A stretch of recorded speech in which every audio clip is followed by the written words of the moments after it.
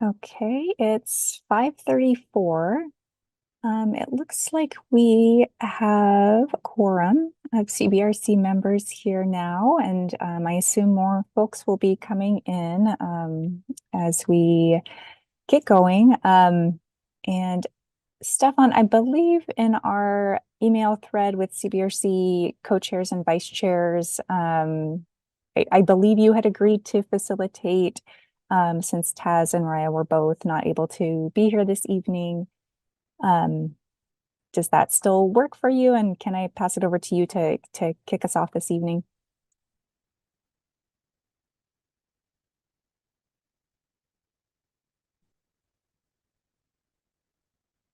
Stefan, can you hear me?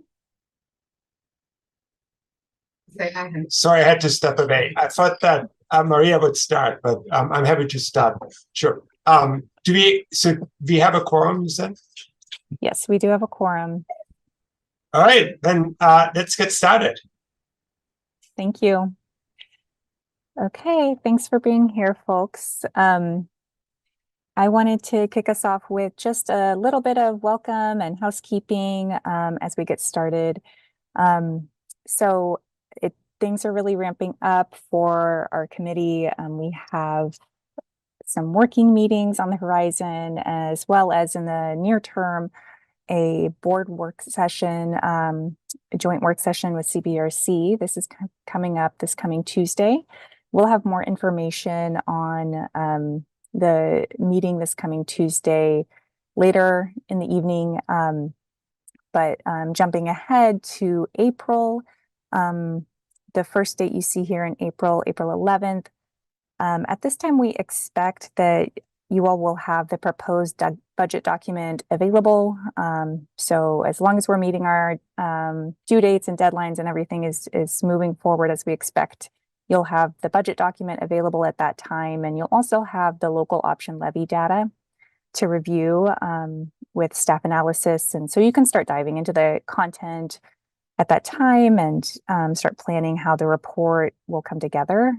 In prior years, we've had a smaller team working on this document together and gathering feedback from the CBRC. So, you know, we can further refine how that looks for this year as we get closer to that date. And I can work with our co-chairs and vice chairs doing some pre-work to so that we can get a running start on April 11th and have some idea or some proposal of how this can come together this year. So like I said, we have 3 working meetings set aside to do this work. We can hold any of these meetings in person as you like, as the committee requests. And we can also hold them virtually on Zoom. Typically, the document is worked on with a small group of CBRC members in Google Documents. So I expect that's how it will look this year. And more to come on that.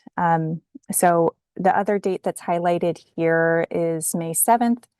And this is when the CBRC report will be presented to the board. So CBRC's work is culminating in this report, and it will be beneficial if folks can attend the May 7th meeting in person to engage with the board.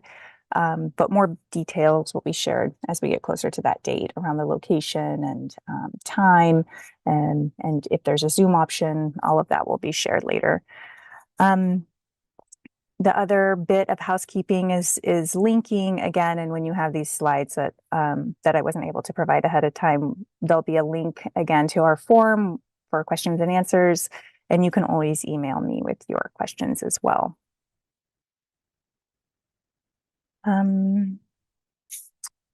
So the agenda for this evening includes public meetings training or ethics training with Mary Kane, a budget development update. Our interim superintendent, Dr. Sandy Husk, is with us already tonight and will be providing comments in just a moment.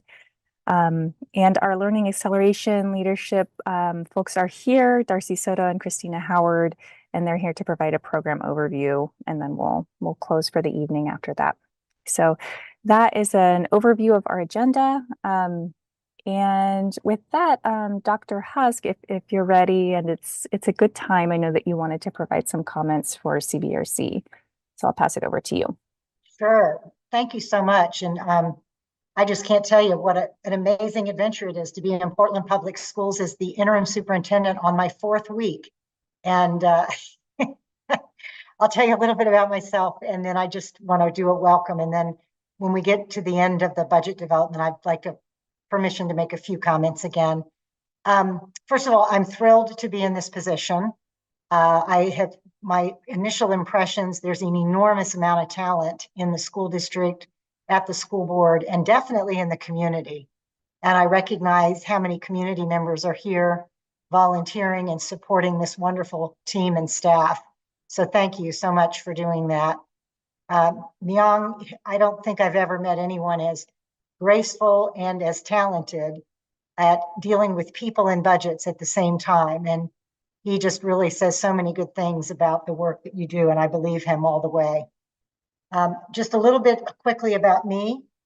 And this is my 47th year being in public education. I came all the way up through the very traditional ranks as a teacher, counselor, principal, central office. I became a superintendent in the mid to late 1990s. Sounds like ancient now, in Colorado. And then I went to Tennessee to be a superintendent. And then my last superintendent role was in Salem. So I was superintendent for 18 years. And because I was in Salem, I'm fairly familiar with Oregon budgets and politics, although some things have changed. It's because I left that job in Salem in 2014. But jumping back in feels pretty familiar to me. And then I was the CEO of 2 large national nonprofits for 9 years. And I was 9 months into my not working full time when Portland Public called and said, would you come and take this role? So that's where I'm here tonight. I think I know what I'm doing. I will always take input if you think there's something going on that I need to learn more about. And thank you so much for volunteering. And back to you, Alexandra. Thank you, Dr. Husk. Y'all can call me Sandy if you want, or Dr. Husk. Either one works. Okay. Since you're going to hang on until budget development, I think folks could engage and ask questions at that time. So I'll go ahead and pass it over for our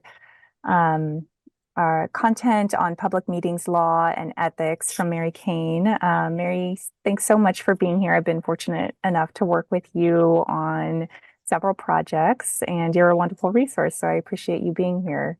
Oh, thank you. And thank you all for letting me join in your meeting.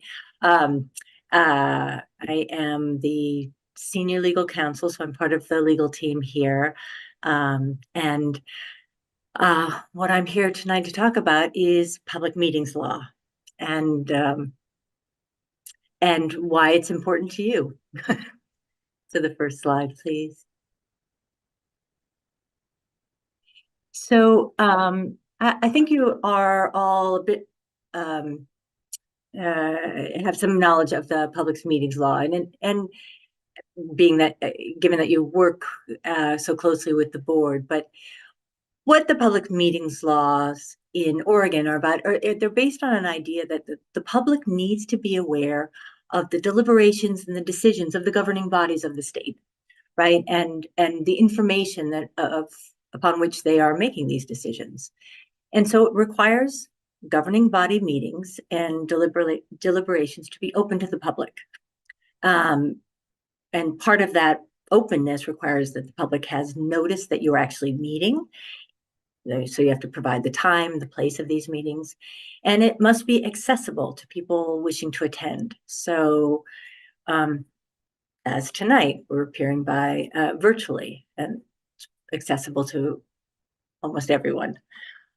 So the law that applies, these laws apply to what are called governing bodies of a public body. Portland Public Schools is a public body. We are state funded and we are a public body. Next slide, please. So the question that next comes up in the next slide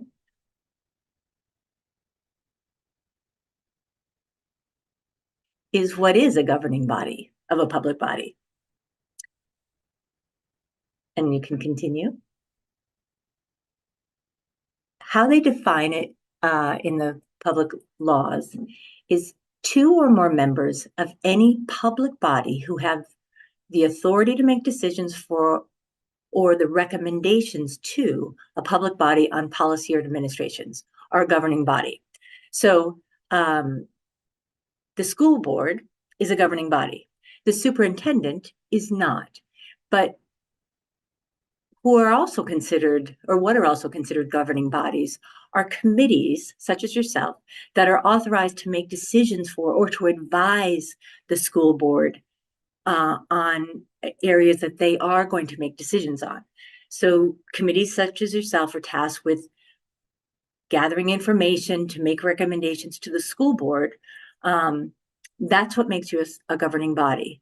If you were to make recommendations, if you were a different kind of organizations that was tasked to, for example, provide a recommendation to Myung, you would not be considered a governing body. It's looking at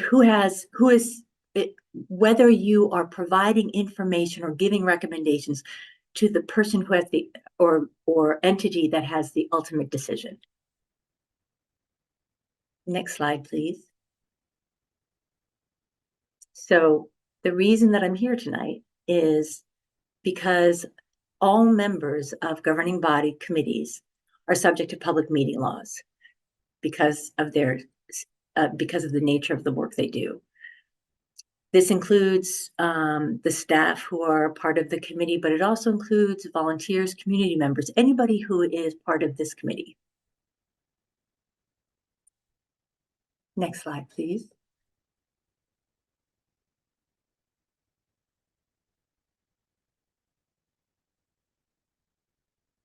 These are the governing bodies subject to public meeting laws of Portland Public Schools. So as you can see, you're one of our members. Next slide, please.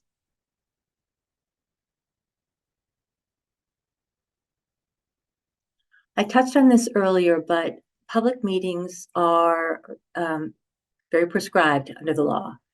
So as I mentioned, they must be open to the public. There are some exceptions. They're called executive sessions that school board will have. That's not something that typically the subcommittees would engage in. The meetings must have a quorum to be present for it to convene. And so once you have a quorum of persons in the committee, you have a public meeting. So you need to be intentional about it. This includes when committee members are engaged in email discussions or phone discussions. So if you have a quorum of people on an email string and you are making decisions, or you are discussing things that you are going to be talking about that you should be talking about in a public meeting, you need to stop. Remind yourself that this is governed under the public meetings law. And so be very careful when you are engaging in phone or email discussions. For those instances where you have less than a quorum, it is not considered a public meeting under the law. So you're engaging on one-on-one email conversations with one or another committee member. That is fine. Or you're meeting out with somebody, but it's less than a quorum. That is fine. I mentioned this earlier as well, is the public meetings that you schedule should, to the extent possible, be accessible remotely through technology, which we're doing today, so as to provide opportunities for as broad an audience as you can.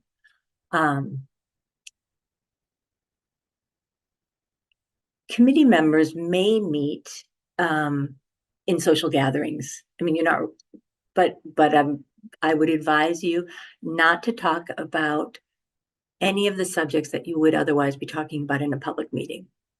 So you want to keep it far away from what would be considered or could be viewed as a public meeting. Next slide, please. One of the things you cannot do, and this is what I mentioned earlier is with respect to the emails, is you may not meet in private to deliberate on subjects that should be deliberated in front of the public, right? So engaging in those email discussions and coming up with a recommendation outside of the public meeting would be a violation of the law. So here's my test for you.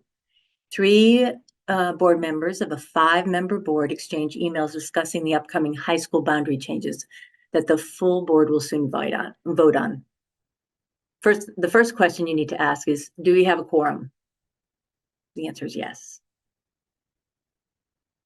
The discussions of the emails, are they something that it will ultimately be decided upon by the full board? The answer is yes. So the question is it one of those emails where it's everyone is together, those 3 members are talking about it together, in which they have created a public meeting? If they were, and it would be a violation. So that's the things that's what you need to be watchful of as you engage in communications with your fellow committee members. Next slide, please.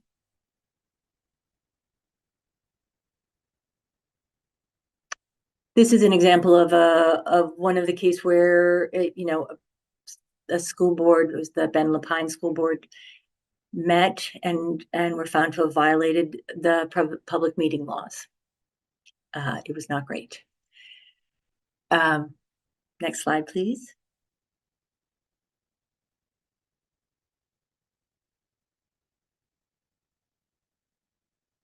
As I said, this is not to say that members of a committee cannot meet socially and cannot, have conversations with each other or reach out and have phone conversations or email conversations with each other. You can absolutely do that. But what you do need to be mindful is when you are heading into the territory where it becomes a public meeting. Right. And so that's what this is really about, is just to be mindful always of how many people are in the conversation, what is the subject matter of the conversation that you're having, and is there a quorum present that would put you in violation of the public meetings laws? All right, next slide, please.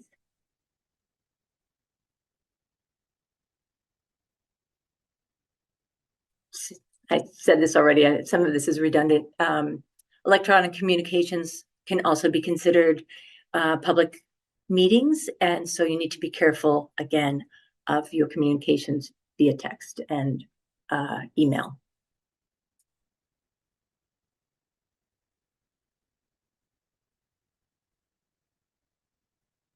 Yes, this is what I'm saying. Sorry, some of this is a little bit redundant.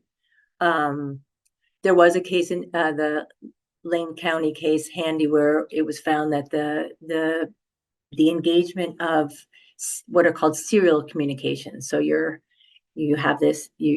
are trying to skirt the public meetings laws by engaging in these communications that end up creating a quorum-like effect. And it's all with the intent to come to a decision or to deliberate an issue that should, by law, be deliberated before the public. Next.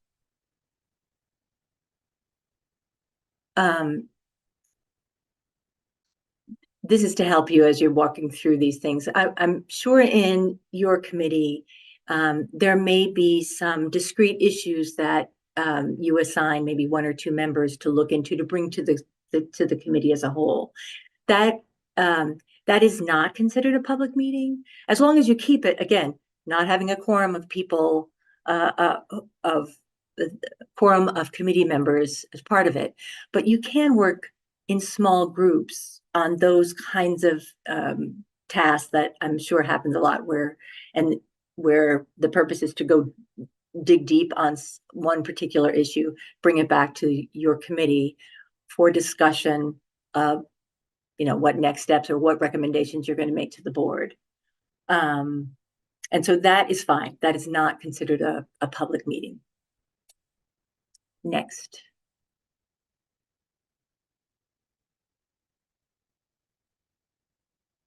So this is what are called informational meetings. I've spent a lot of time talking about the public meeting needing to necessary when you're making recommendations or you're deliberating an issue.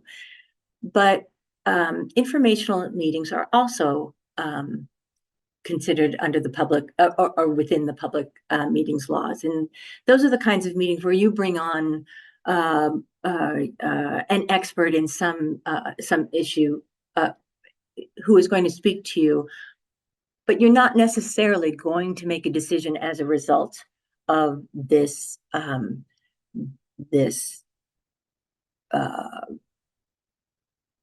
informational discussion, right? But it's going to, but what it is doing is informing you in a kind of a meta sense of the work you do. But that too is considered a public meeting. And so you should be aware of that if you are bringing in guest speakers to talk about something, do the same thing that you would do for any of your regular meetings. The exceptions for on-site inspections are those things where, for example, we have that a lot with with some of the new builds that we're doing, where we're having the architects come out and talk about, as they're bringing some people along to talk about what's going on with the plans. Those are not the same and not public meetings. Next slide, please. So I'm sure you're all very aware that you have to notice time, place, the type of meeting you're going to have. The notice has to be provided at least 24 hours in advance. And you also have to provide a contact person. Who's the person if somebody has questions about it. So that needs to be provided as well in the notice, as well as the agenda. What are the main topics you're going to be discussing?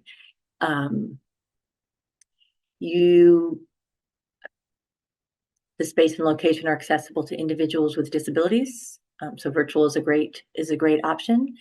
And with respect to the public attendance, the public has a right to attend, but the law doesn't guarantee a right to participate. So that is a decision that your committee would make.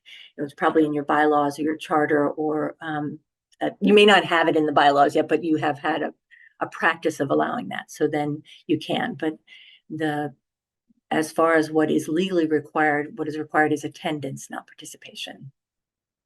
Next slide, please.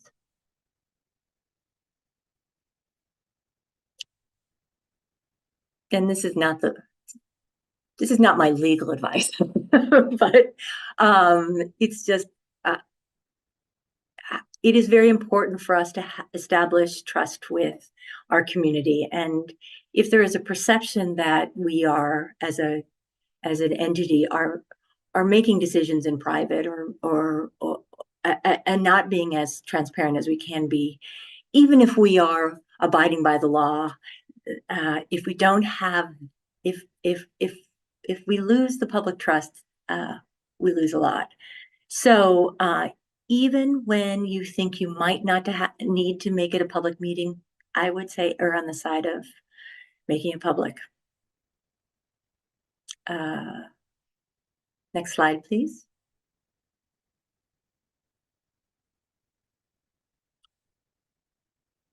Oh, and these are resources for you if you have any questions. We're going to make this PowerPoint available to you, and I am always available for questions if you have them. And if you have any questions now, I'm happy to answer.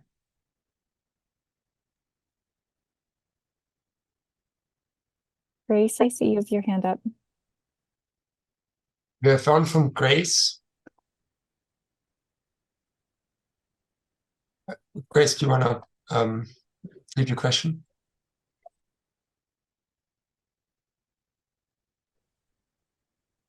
Can you hear me? Mhm. Yes. Great. Just because I'm not aware of the size of our committee, what would be a quorum for our committee? What would be oh, sorry. 50% plus one, right? Mhm. Is the Oh, what's a Robert. quorum? I thought I heard forum. I was like, I don't know what your forum is. Yeah, it's more than 50%. So you have a committee of how many members, Alexandra? We have 12 adult members with 3-year terms, and we have 2 student members who have 1-year terms. So it would be the adult members. So 7 is your quorum. Thank you. Roger, you had a question? And I think you're muted still. Yeah, it's more of an observation. Mary, I noticed on one slide where you listed the committees that are subject to the public meeting law, and you mentioned the Jefferson design thing, but a group, but you didn't list the Ida B. Wells Barnett Design Advisory Group or the one for Cleveland High School. Are they not public entities? Well, the IW, so I was not aware that I didn't realize we had those, so that they may well be. Let me go back and check on that. Thank you. I was aware of the Jefferson one because it's been ongoing. So are these newer? They're definitely newer. Okay. So I may have to amend my PowerPoint. Thank you, Mary. I can follow up with you Thank you. offline about those 2 work groups for those 2 committees. Thanks. Thank you. Grace, you still have your hand up. I think that was your question beforehand, and this was a different one. So anyone else who has hands up? I'm not sure I see everyone. Oh, I only see Grace. Grace, do you have another question? I don't. It says that my hand is not raised on my side, so I apologize. Okay. Yeah, no, it's down for some reason. Okay, well, these things happen.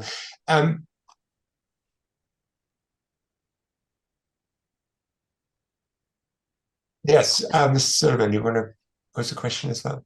Oh, yes, because I'm thinking we have, the board has committees and there's 3 of us on each committee. But sometimes, but you can go to the committee if you're not on the committee just to see what's going on. But if there's more than 3, then. But so for when you're visiting another, so for example, if you are a committee member on this committee, but if you wanted to visit or attend another committee hearing as you're more like an observer than or an attendee rather than a committee member.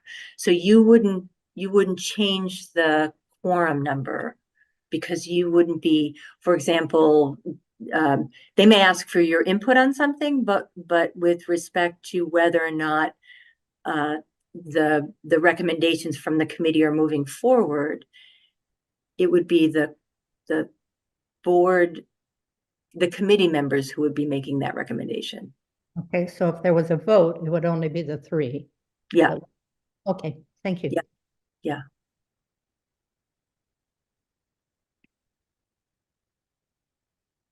I had one question. Thank you, Mary. And that is about, so I think you focused here on public meetings. If there's some sort of like an email exchange between select 3 members, right, that doesn't count as a meeting. But I would assume it's still subject to public records requests. Yes, that's something. Oh, thank you for bringing that up. Yeah, as public, because we are a public entity, our emails are public.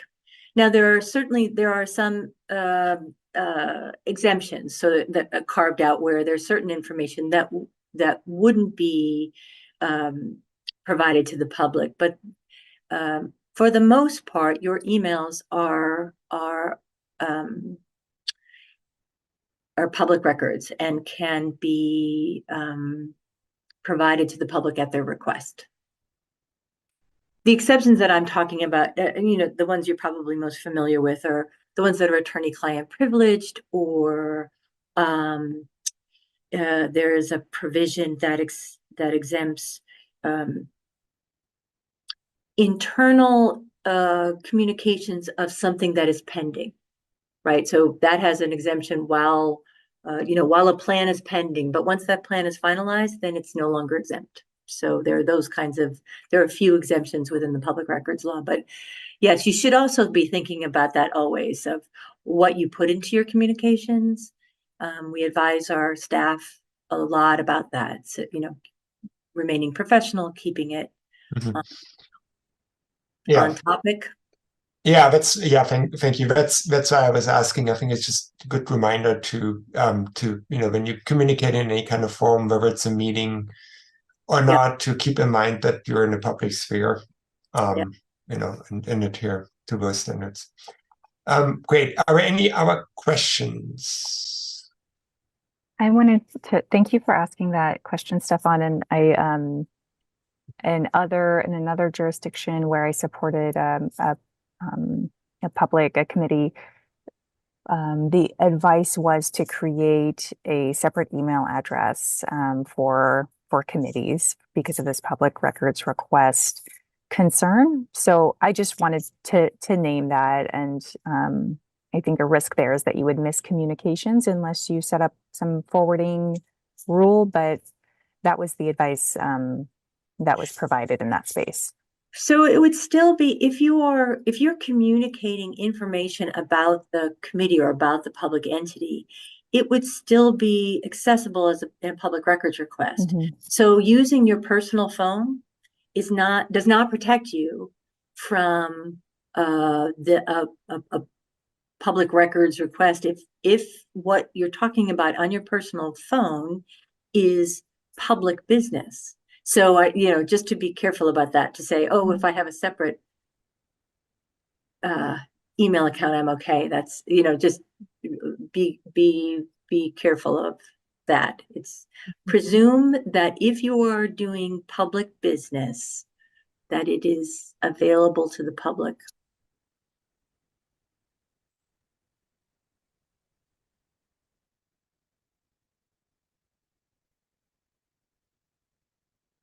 Any other questions?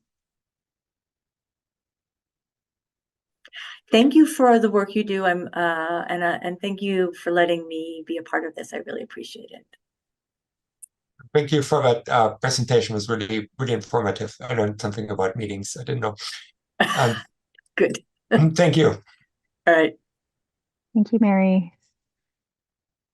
And I think as another segue, it's great that we have this information ahead of our the report creation so that we can use this lens with refreshed information for folks around how we can convene and advance on work on the CBRC reports in accordance with public meetings. So that's great. Thank you, Mary. Feel free to hop off unless you would like to join or stay for the rest of our meet.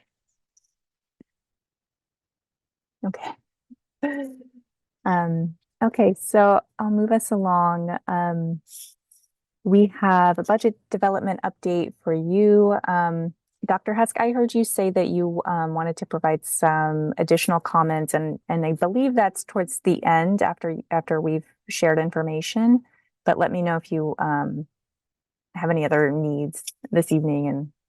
And I did say that, and I was just texting Myung that we've had quite a bit of community chatter today, especially at the senior high level, because the students are staging a walkout tomorrow. So I've got several parents that are pretty concerned that I've told that they could call me at 6:15. So maybe I can just make a couple of comments now. Myung will do the presentation, and then I'll come back as soon as I can to see if there's anything I can help with. Does that sound okay? Okay. So I really appreciate the work that's gone into it. I've shared with you already my confidence in the community and the talent in the community and the talent in the team and the commitment. This is a really awkward time to enter into a budget process.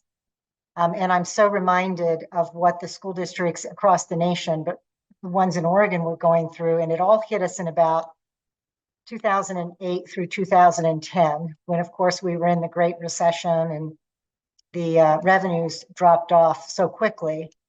And I found myself for 3 years making presentations about budget reductions. And in that particular case, I had a 12-month window. So I had time to work with the budget committee, with the board, with community members, and get a sense of the values of what, when we get into really tough times, what were the values of how we were going to move forward so that we could continue to provide the support to educators and kids. And I had my presentation was always on this hand. And so the way that I would explain it is when you hit a really tough budget time, the first thing you do is you spend down some of your reserves. You can't ever spend down all of them, but you have to be thinking about how much risk you want to take. Then you spend down your large purchases.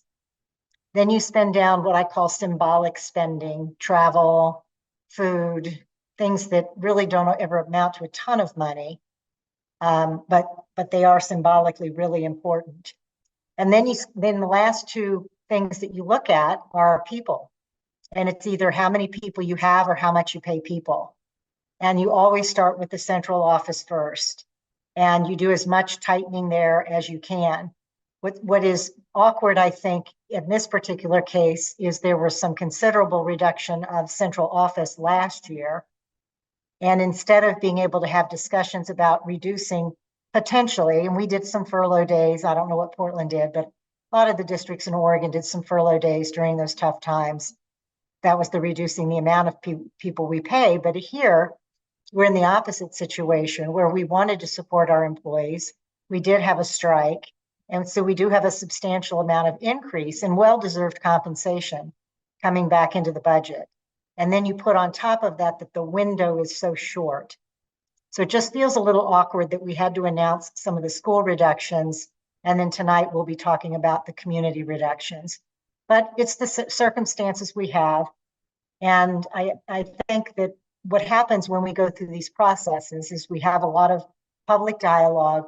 We race to make sure that we help people understand what the impact will be on schools, on kids, on central offices. It's a very tight timeline. And then my hope would be that we will begin to gear up for the next school year's budget right away. And I think that was the intent this year. I just think the strike and then the ice storm really disrupted the process because next year is going to be a very challenging year. And as I'm sure you know, but we'll get through it. And the thing to me that's really important is when we're on the other side of it as a community, how do we feel about each other? Were we able to have civil dialogue and really focus on people from a humane way, knowing that these are very challenging conversations? And I'm happy to take a couple of questions. We have one hand raised. See that. I don't know the first name though, because I can't see anything but Cruz. Yeah, this is Karandra Cruz. How you doing?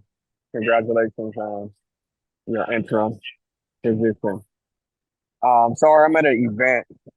So I'm gonna be leaving here soon. So if you hear a lot of background music, I apologize. But I do have a question about what type of central office cuts were you thinking about possibly making?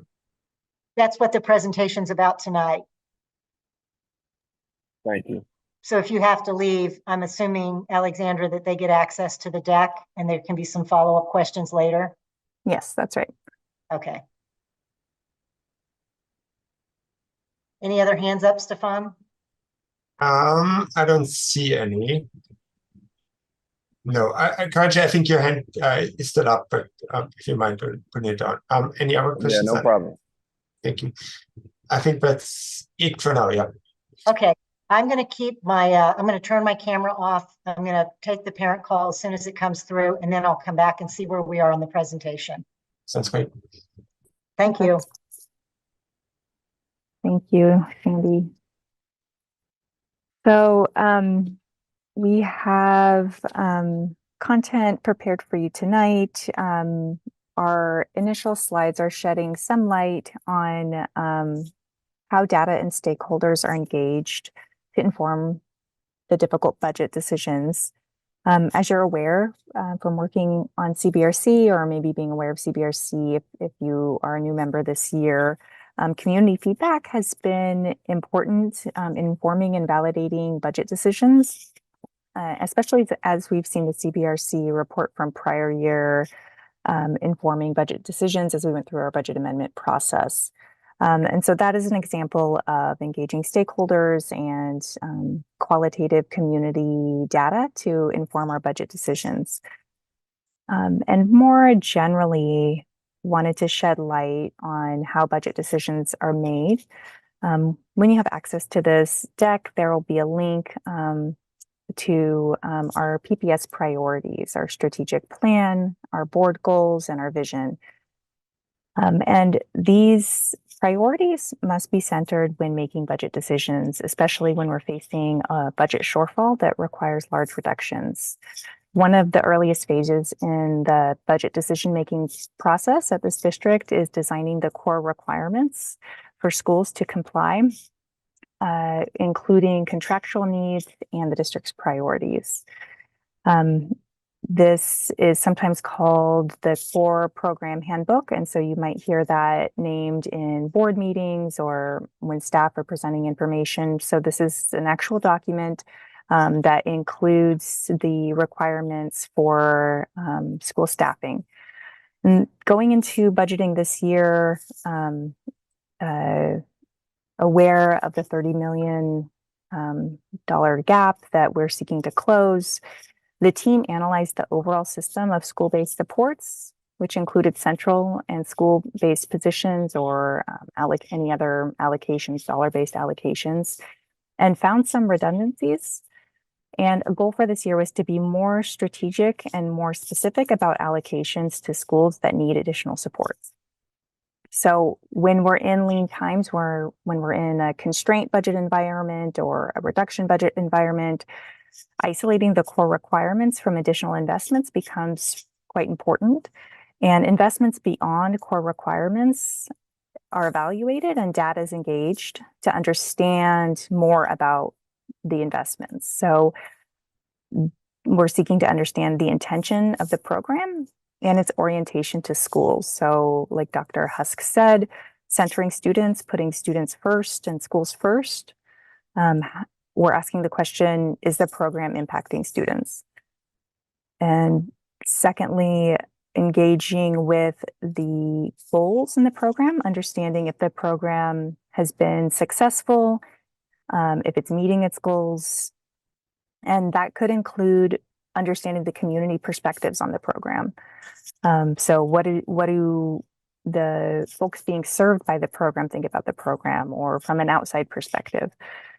Understanding the resources that are used by the program, how is it staffed, or what other resources go into supporting the program, direct and indirect resources, and how many students are served, and who are those focal student groups? Are they underserved students? And then the cost effectiveness or academic return on investment of the program. So how do some of these other layers contribute to what we think of as the return on investment? How is it impacting student outcomes or student success? So this at a really high level is presenting what goes into some of the analysis and decision making happening in the background. So as an example of this, we wanted to highlight some work that took place this winter in January. We typically are engaging with building leaders quite early in the budget process as a component of formulating the core program or formulating budget priorities. So in this specific budget year, we solicited insight from our building leaders This took the form of a survey. Our survey had open and closed questions. So it included narrative, and it also included multiple choice and ranking, quite a lengthy survey. And the survey focused on school-based staffing, central supports, and long-term planning. The findings were analyzed and by some evaluators on our research assessment and accountability team. And in narrative responses and closed responses, we found close alignment. So that means when we asked them closed questions in multiple choice or ranking, we saw that that was affirmed in the comments that we saw from them in narrative. And there was the analysis identified key themes, and the findings were key in formulating and validating the school staffing decisions and the central office proposed budgets. For example, principals ranked some positions as highly important to student success, like counselors, site-based instructional coaches, and social workers. And they ranked some central office supports as important to student success, like social emotional learning, professional learning, IT support, and curriculum adoption. We wanted to name clearly that a resounding theme in the open-ended responses was limited resources. Our building leaders provided some important content for us to think about. So one example is naming that they can't imagine the school operating safely without keeping staffing, naming that they're running thin. We don't have additional staff who are not essential to student success, and we already do what we have with very little staff. Nothing can go without impacting our students. So that was that we are the generous time from our principals and building leaders in providing these insights became really crucial in formulating the core program and central office proposed budgets this year. I'm going to pass it along to Myung to provide some detail around our central office. Thanks, Alexandra. Hi, everybody. Good to be back with you. Thank you for coming back and for all the time tonight, but also in your next several meetings. I know it's going to be a busy season for CBRC.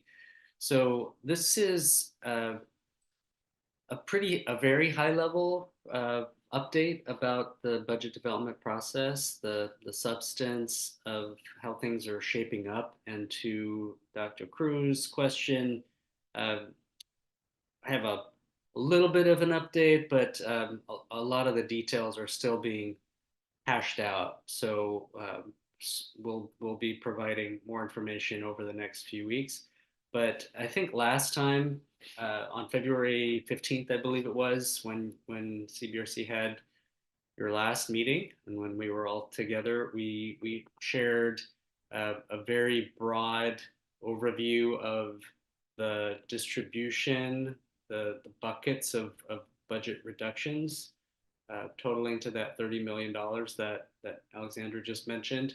And we were looking at a similar amount of reductions for school-based budgets to those for central budgets, about 15 and 15. And that is still pretty close to what we're working towards, with one note that there's a possibility, again, details are still being worked out, but that there's a possibility that a slightly larger portion of the reductions, by up to maybe another couple of million, another $1 million or $2 million, might come from central budgets. So that's one update that I wanted to provide. And you see caveats on this slide. Hopefully you'll understand. It says initial estimates, preliminary estimates. All of these things are still being detailed out, very carefully.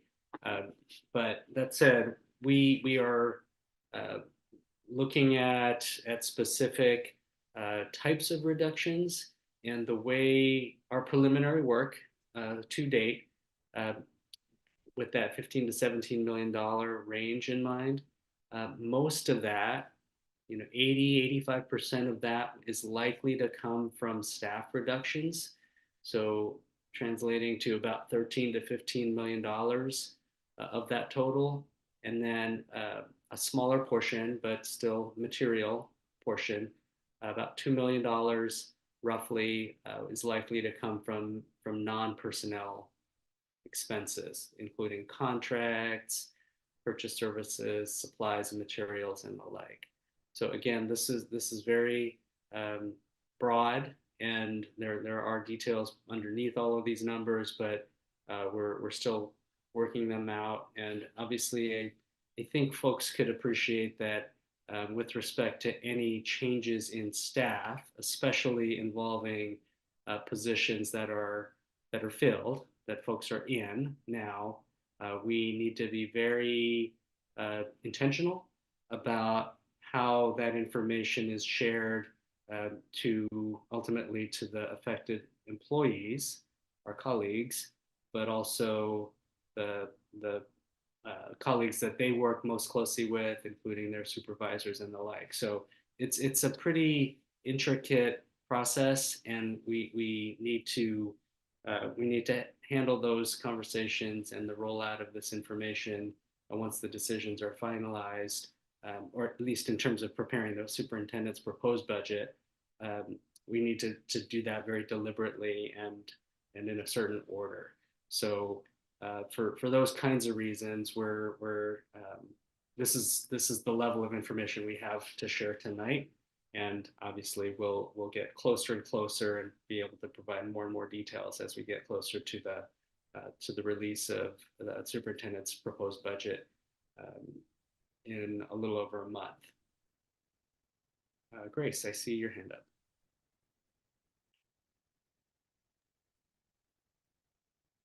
Or I wonder if that's from before. No, she had it down, so I think it's a new question. Grace, Okay. Do you have a question? Yes, I'm wondering, thank you for the broad overview.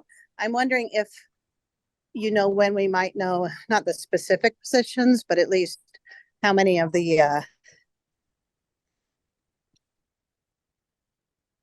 million reduction office will be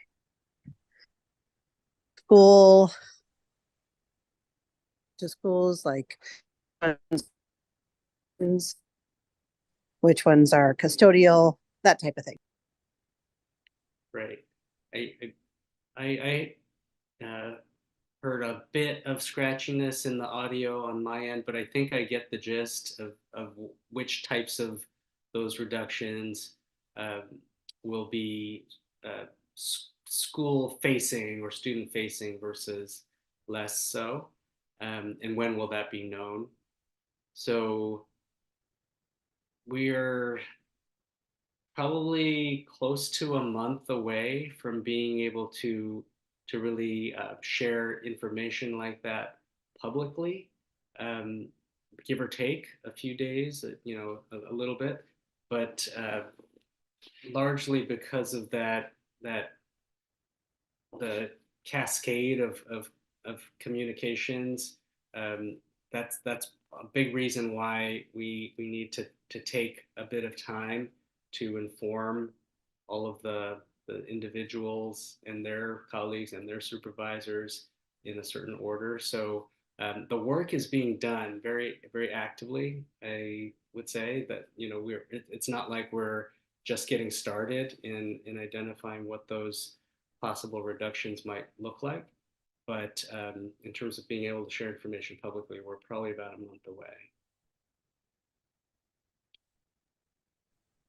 Adria. Hi. So I heard you say the acting superintendent is proposed, and then I hear you saying that we're close to informing. So are the decisions still in the infancy phase of determining which people and which positions, or has it already been decided and that's not something that we are going to need to account for in our process? Like, has it been decided? Is it still in theory? Well, I guess I'm just a little confused because of the language. Sure. Great, thank you. That's a great question. Well, one thing I would like to clarify just in general is that there are a couple of different phases of the budget process. And the one important milestone is when the superintendent's proposed budget is publicly presented and shared at the board. And that's going to be on April 23rd. And then a little more than well, I guess it's about a month later, the board will be taking action to approve the budget. I believe that date, correct me if I'm wrong, Juno and Alexandra, is May 21st. I think that's the scheduled date in the budget calendar for the board to approve the budget. And my understanding, I could use some confirmation and assistance from colleagues here, but my understanding is that the CBRC's report is focused on, or has historically been focused on responding to or providing commentary on the superintendent's proposed budget, rather than taking place at an earlier point in the process. Alexandra and Juno, please Yes. chime in if I got that wrong. That is accurate. That the CBRC's specific charge is providing a review and observations and recommendations on the proposed budget. And then I think Karanja has a question. Just if you could put your hand down or unraise your hand when you're done, so that's easier to track. Karanja. All right. Is it down now? Yes, I think this was with respect to Grace and Adrian, whose hands are still up. So I don't know if you have more questions or not. Yeah, I just have one more question before I step off. Yeah. So Karanja, yeah, sorry. Go ahead. Yeah, so I know you can't give any details on what particular staff is going to be reduced in the central office, but I'm curious to know what directions or what conversations have you guys been discussing in the direction you guys are going to go? Like, is it going to be more, like, for example, in central office, there are some positions that focus on teaching and learning, instructional and curriculum and things like that.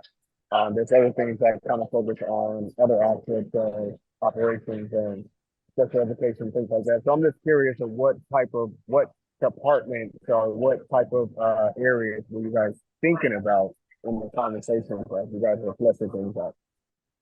Mr. Cruz, this is Sandy Husk. I'm back in the meeting now.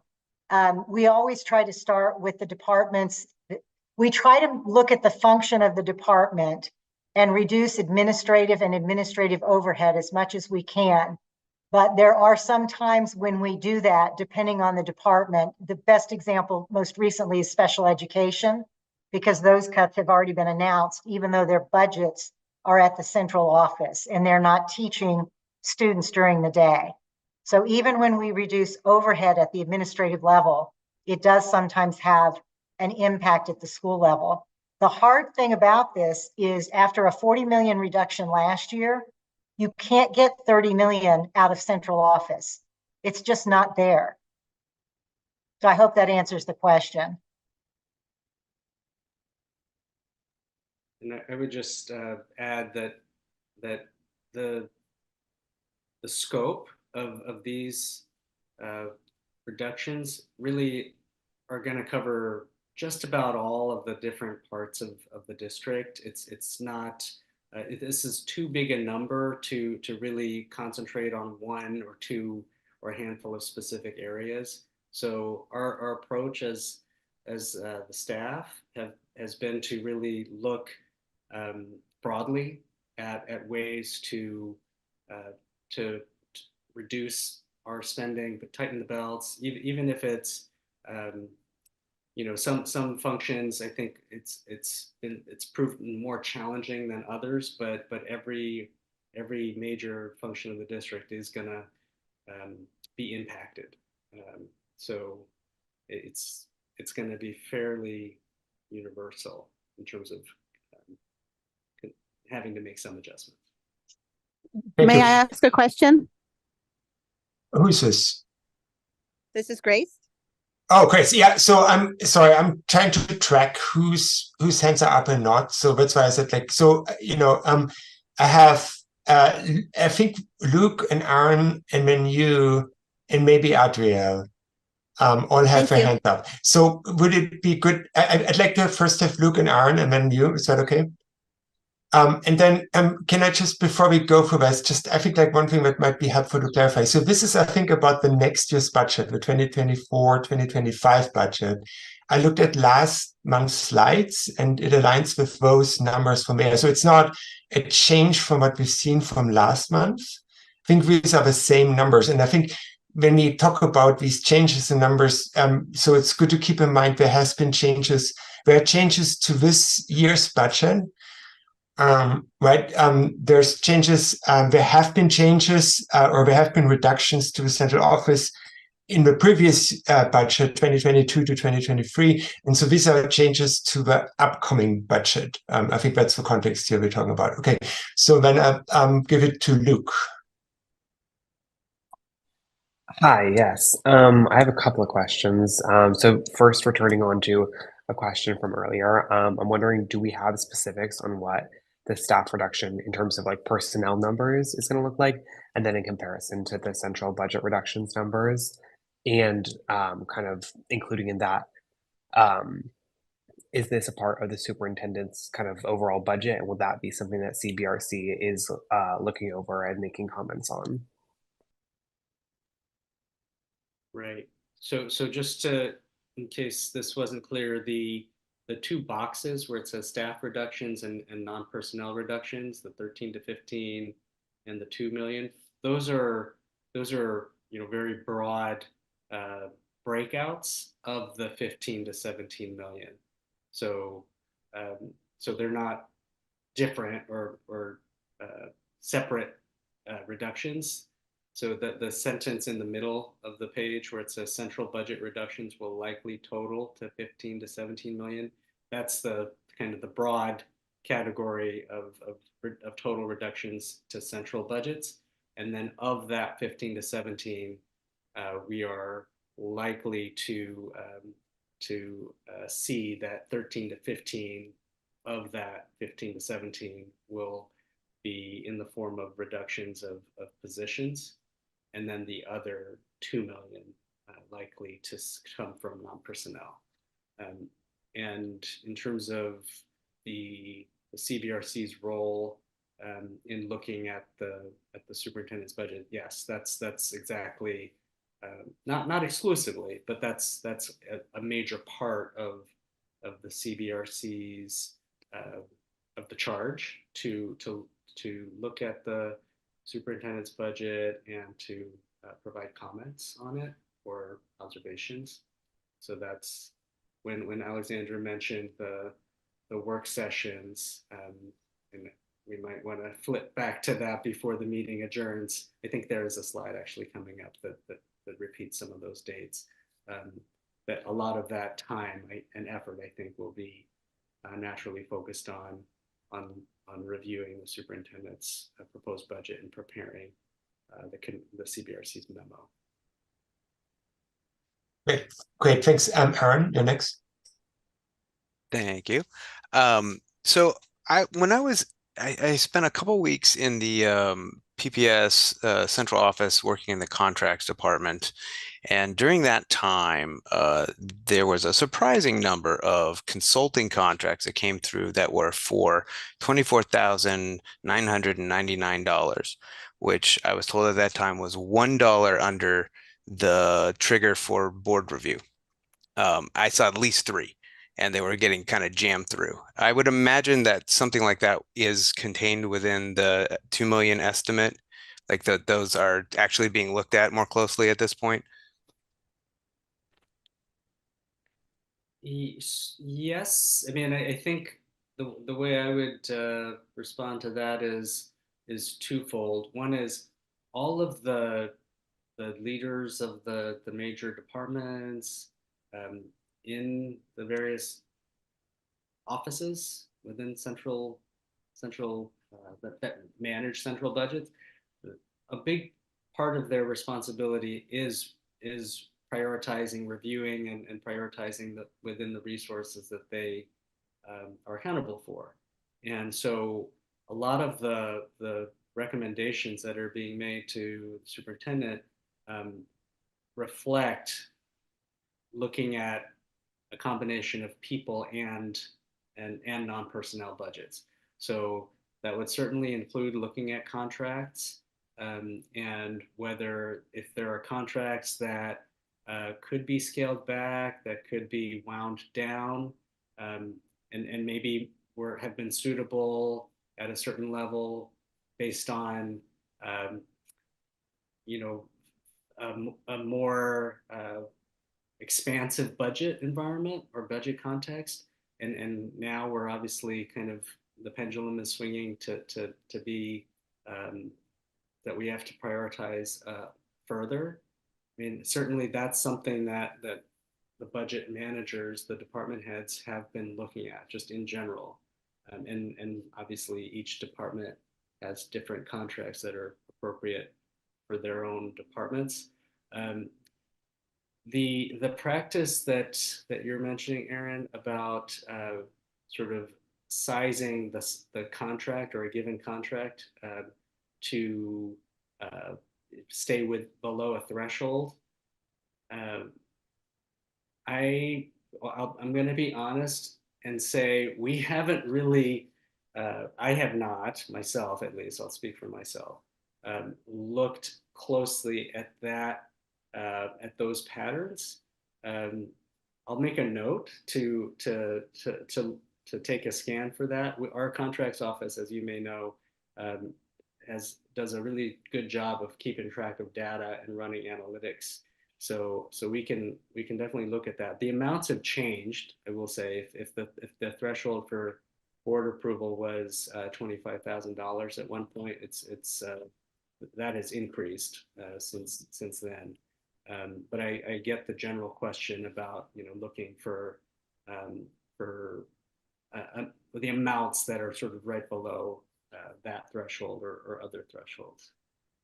I guess thank you for that because that does help. Do you know what the actual threshold is now? I believe it's 150,000.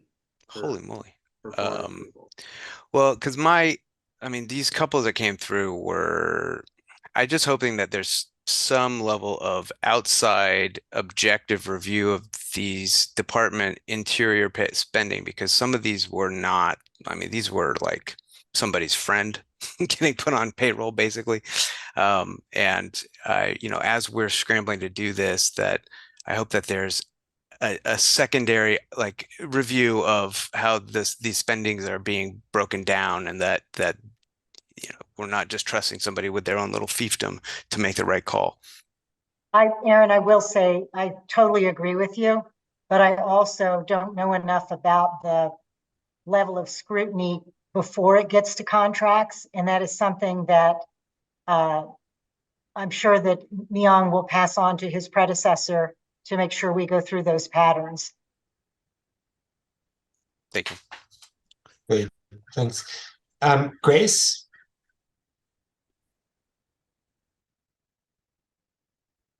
Yes, this is a question for Myung. Since we already know how much, you said we already know how much is being cut from special education that was already announced with the staffing cuts. Do we know what amount of the... Let me just clarify, Grace.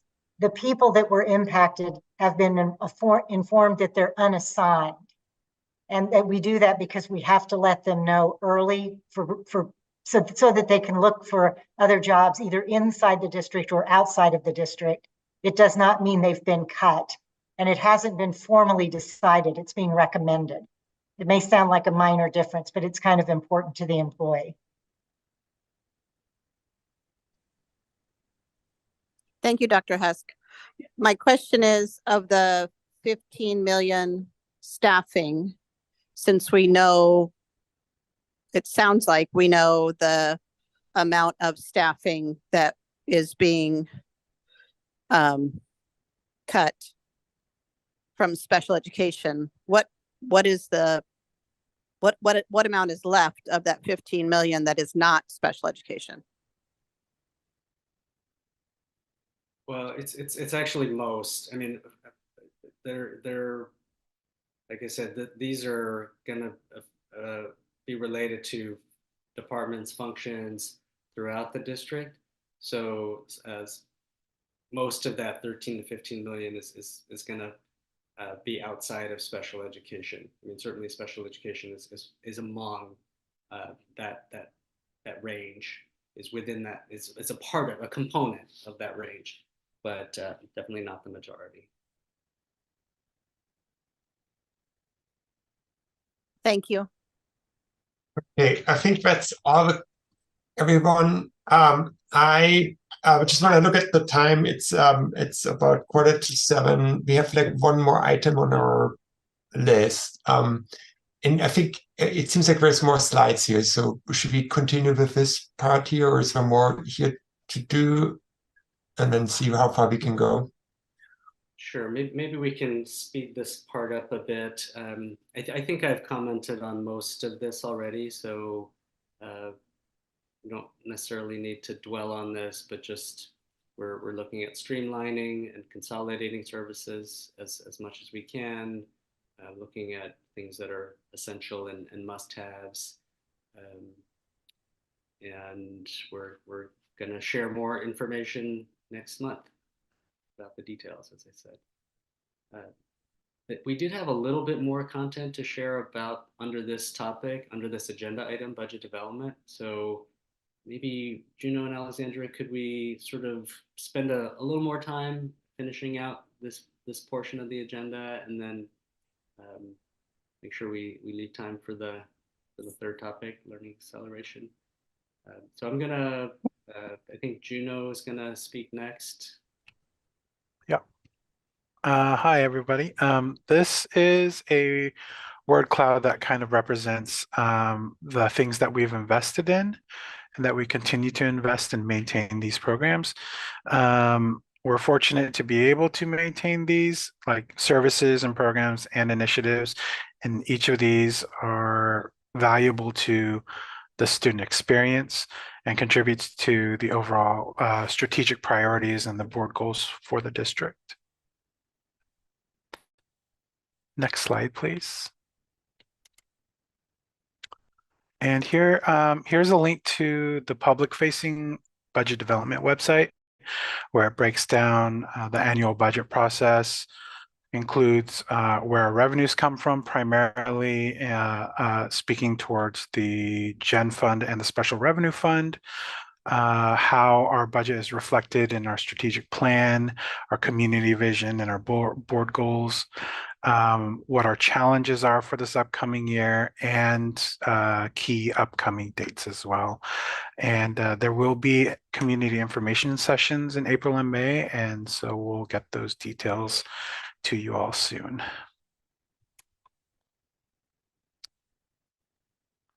Thanks, Juno. I can run through these dates, and there are quite a lot of them. Like Young mentioned, the activity is really ramping up for CBRC and our board and communities as we get more information about the budget. So our next engagement is on Tuesday, this coming Tuesday, March 19th. That's our CBRC and board work session. I have another slide with some more specific information on what that will look like. Like I said, we have 3 working meetings in April already set aside to prepare the local option levy report and the proposed budget review. Again, we'll have some community information sessions in April and May to share information with the community and to support their engagement.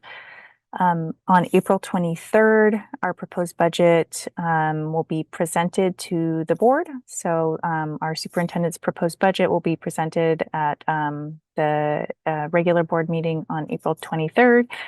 And then May 1st is a formal community engagement or public comment session, which our board will conduct to hear public comment on the proposed budget.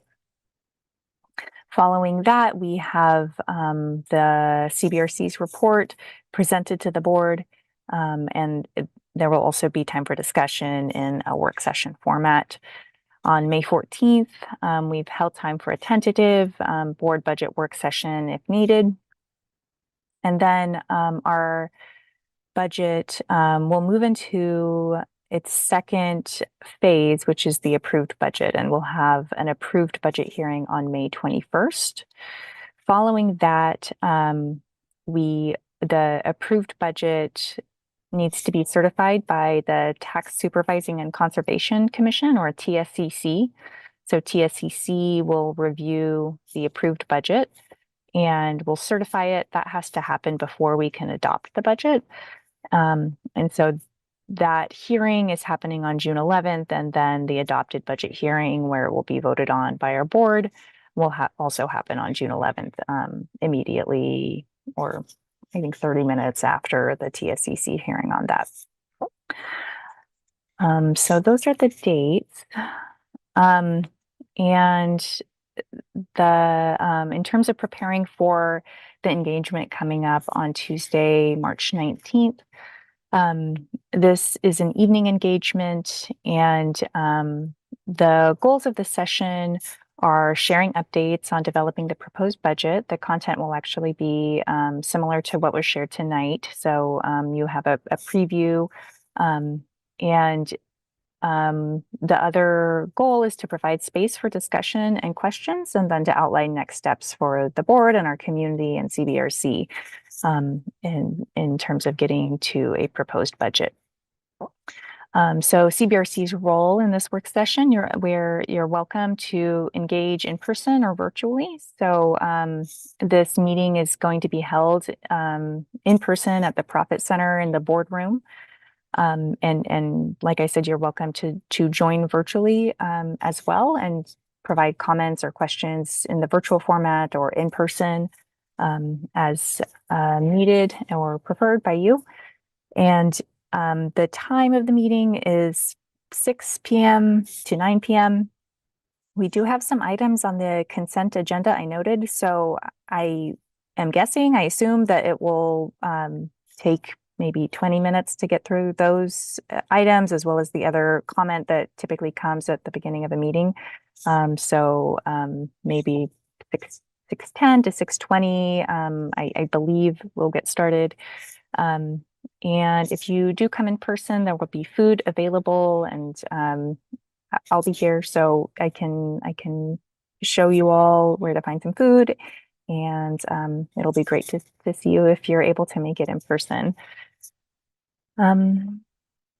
So that was what we wanted to share here. When you all receive these slides, there will be some additional information in appendix, which just provides some deep dives into some of the other content that has already been shared. So nothing new, but just a little bit further information on some of the content that has already been shared in this meeting or our previous meeting.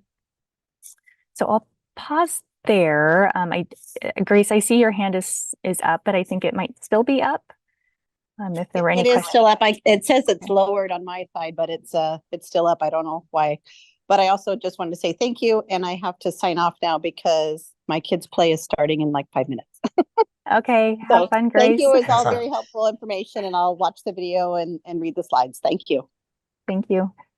Thank you. Are there any questions about these last slides, the timeline? I have one. I was wondering whether anyone else has questions before I feel it. Okay, so just if you could come back, to these dates, I just want to, I guess one question I have is, we have an eye on, so there's about 2-week time period between the budget is presented. So the budget is essentially, I think that's when the budget is available on April 23rd, if I get this correct.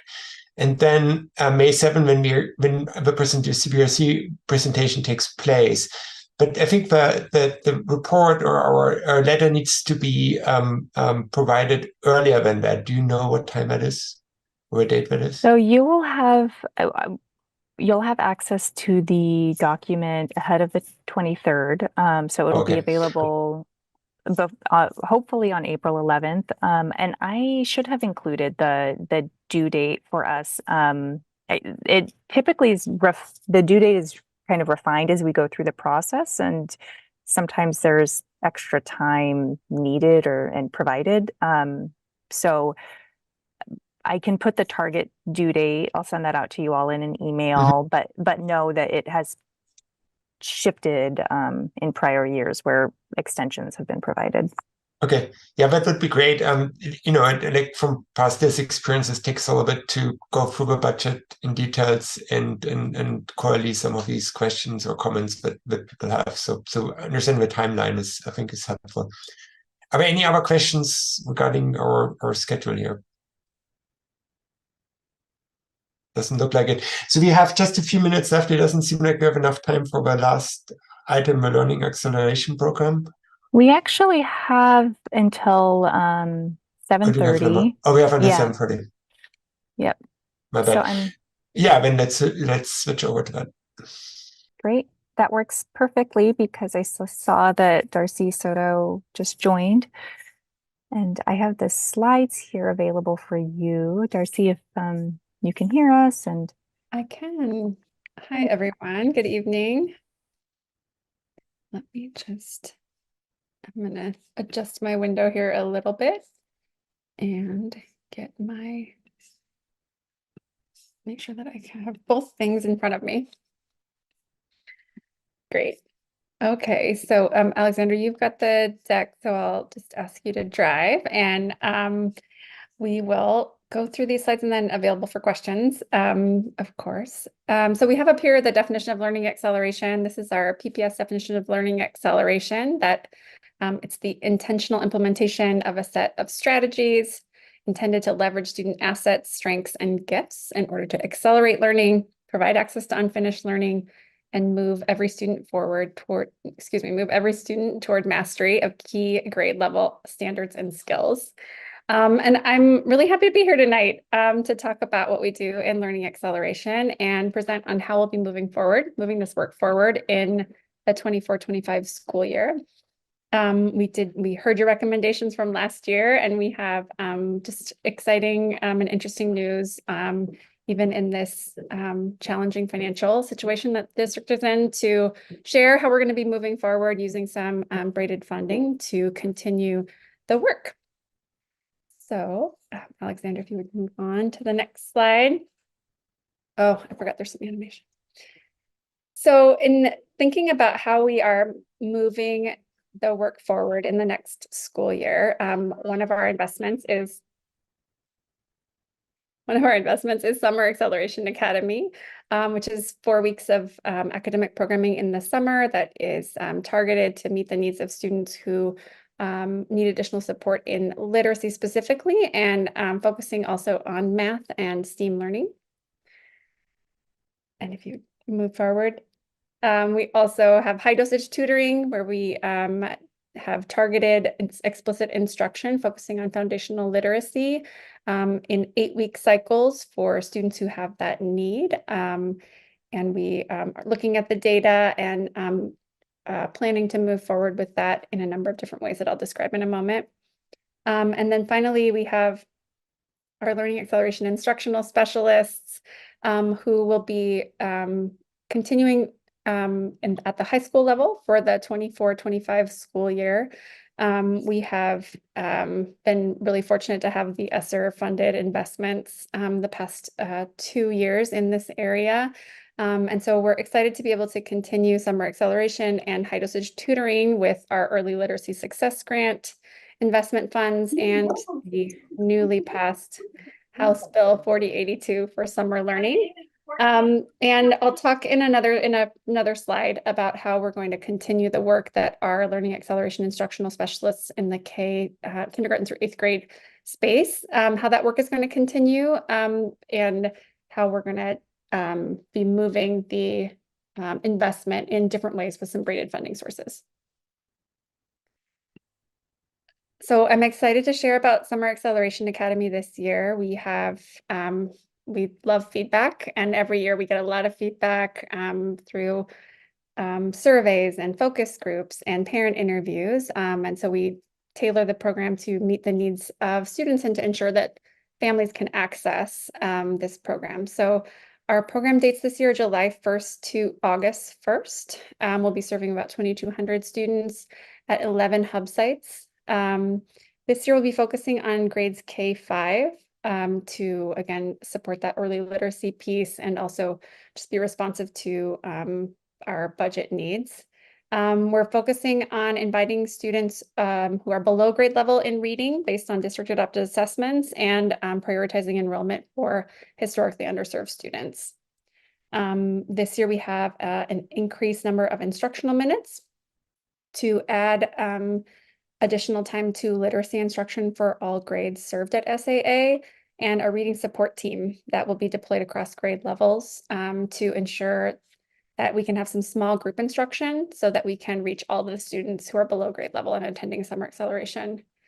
As we have in years past, we'll provide transportation and meals, and then afternoon enrichment activities through our community partner organizations. And if you'll move to the next slide, talk about high dosage tutoring. We are continuing now. We have high dosage tutoring this spring and planning to continue into we have it this winter, planning to continue into the spring and into next year. We are currently on what we're calling our classic plan. It's our original model where we've had 3rd, 4th, and 5th grade students in before and after school tutoring using focused curriculum targeted for students who need that additional support in foundational literacy. And again, in those 8-week cycles. We do have some outcome data that is linked in the slide so that the board can take a look at that when you have an opportunity. We're excited to be moving that work into our earlier grades with support from the Early Literacy Success Grant funds. And so right now we're working to develop materials that are aligned with our core curriculum for 1st and 2nd grade, and that will be starting using those materials this spring with a small pilot just to work out any adjustments that need to be made, and then moving that work forward into next year, starting in the fall. We'll also be doing some one-on-one tutoring for students with a remote plan that we'll be doing over the summer. So we're excited to report back out on that and see how we might be able to implement that into our school year plans next year. And if the next slide. So one of the recommendations of this group was to prioritize early learning support with our learning acceleration instructional specialists. And we're shifting that a little bit. So we're really fortunate to have that program for the last 2 years with that limited ESSER funding. And we've gotten a lot of great learning out of that and a lot of really wonderful work. And so with our investments from the Early Literacy Success Grant, we're going to be able to continue that work just in a couple of different ways. One of those investments is through the Science of Reading professional development that will provide over the next 3 years professional learning for all of our K-5 and K-8 buildings to ensure that all of our staff is well educated in the science of reading and has that support to bridge that learning to the core curriculum that we have adopted and then into classroom instruction. And along with that, we'll be hiring some early literacy success coaches to help lift that work and apply that learning. And then we also will have a total of 78 school-based, centrally supported interventionists who will be working directly with students who need Tier 3 support. So all of these initiatives in our early literacy support programs are informed by the learning that we have had over the last couple of years with our learning acceleration instructional specialists. And this new funding has allowable expenses that help us continue that work under new umbrellas and with some additional differentiation for our professional development and coaching pieces.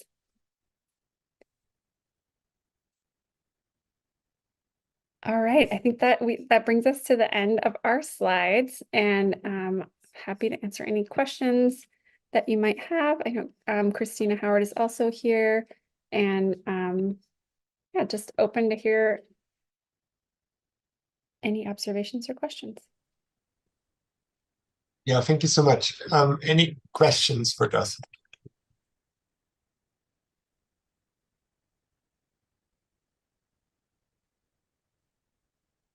Don't see any. It's getting late, I guess. Oh, we have one from Roger. Go ahead. I noted in the summary on the news of what the legislative short session did, and they supposedly allocated 30 million toward summer learning, and I'm wondering if Darcy, whether what you have presented reflects that. Yes, thank you for that question. We have made an investment in summer learning, and this will be our 4th summer with Summer Acceleration Academy. We were really hopeful last year when the legislature during the long session was considering a bill to support summer learning, and disappointed when it didn't pass last year. So we've been following that bill very closely. In fact, I had the opportunity to testify in favor of House Bill 4082 last month at the very start of the legislative session. So that was a really great experience to be able to share our successes and our plan. So that bill does require having a plan in place to access those funds, which we're really happy to report that we have a really robust plan that's ready to go. So the funds that are allocated through that grant this year will support this work. And I think it's also really exciting that the bill that has now been passed into law establishes a work group to address sustainable funding for summer learning.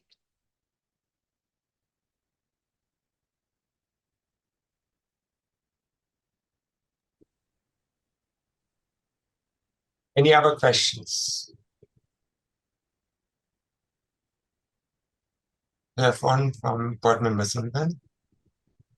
Yes, so is the professional development for science reading, the early literacy coaches and the interventionists, is that part of that reading grant that's supposed to continue from year to year? The Early Literacy Success Grant? Mm-hmm. Yes, those investments will be supported through those funds, yes. Okay, do we expect that to continue year to year? Is that what the state seems to be wanting to do, or can you tell? We don't venture to guess beyond what they've told us for certain, but we do know that it will be in place for the next 2 biennium. Right, okay, thank you. So they will not be hit by the budget cuts, which is nice. These funds do allow us to continue these investments and within a really dedicated and targeted way. The parameters of the grants are very specific and require the district to use the funds in very targeted and very specific ways. So that helps continue that work forward. Okay, good. Thank you. Any other questions?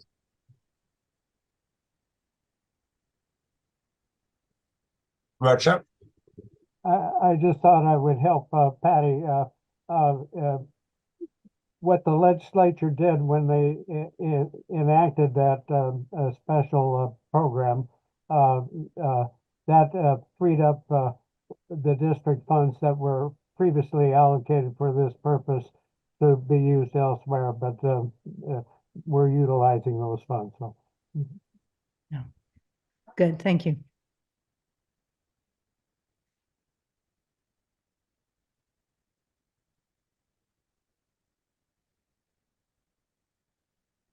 Great. Any other comments or questions?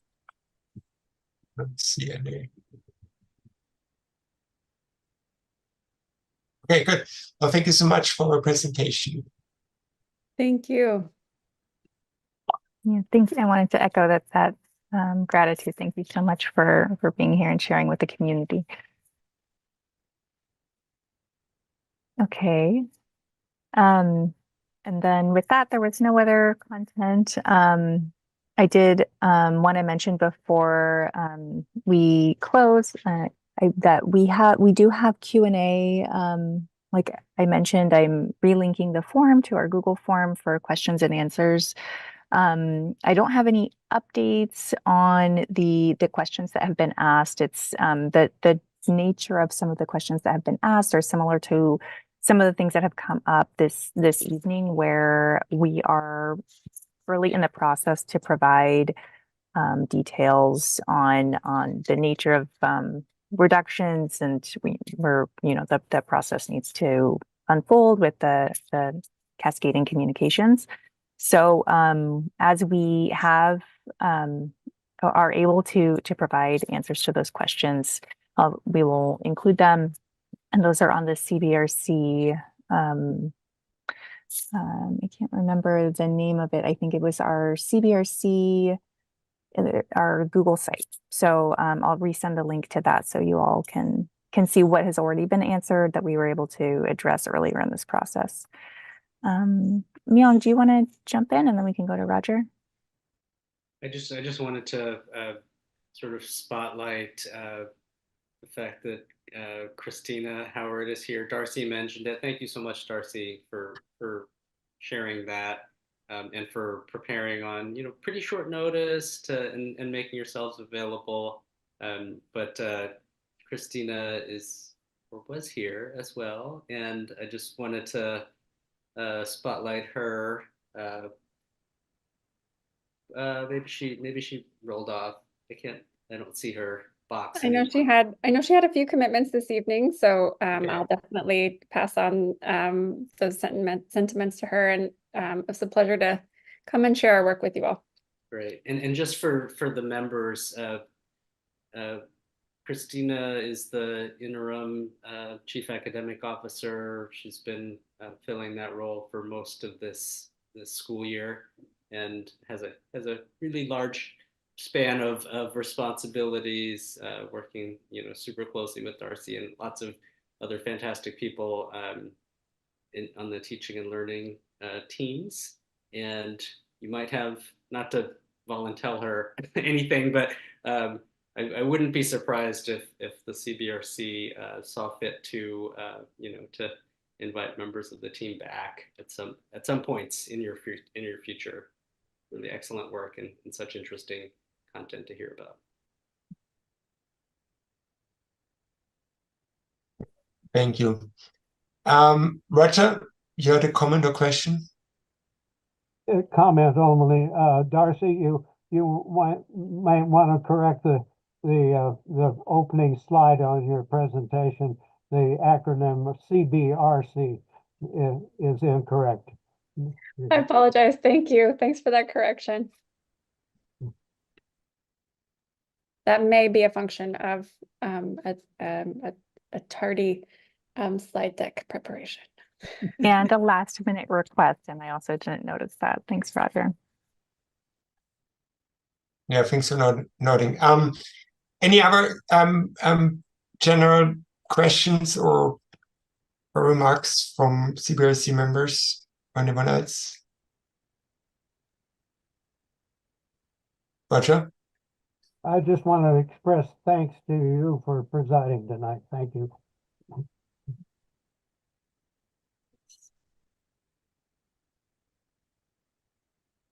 Okay. Juno?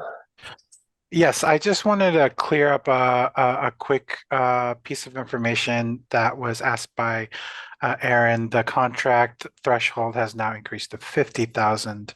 150,000 is a separate category. Just to clear that up. Thank you for Thank that. you. Thanks, Juno.